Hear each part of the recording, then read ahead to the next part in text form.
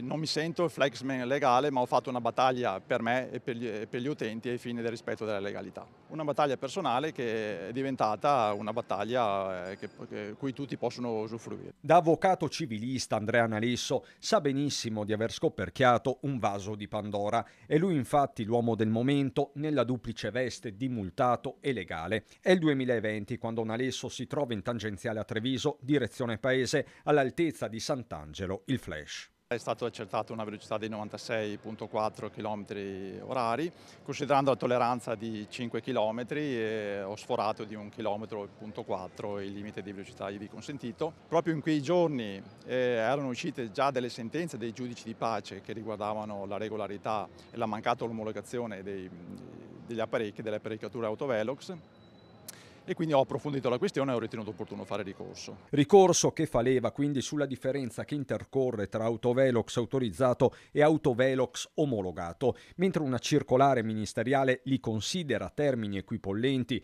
il codice della strada, che è legge e quindi di rango superiore, li distingue in modo netto, dicendo che da sola l'autorizzazione non basta. La lettera della norma parla chiaro, le procedure sono distinte, autonome e devono essere effettuate entrambe. Non è la prima volta che i tribunali affrontano il nodo, ma è la prima volta che si esprime la Cassazione. Però direttamente era la prima volta.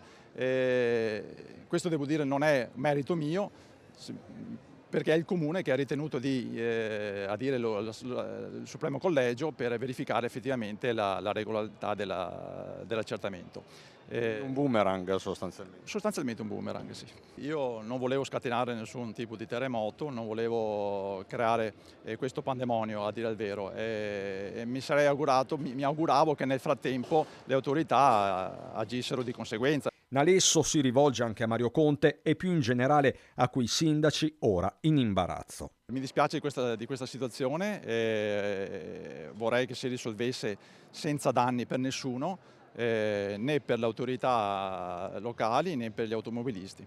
Tutto qua.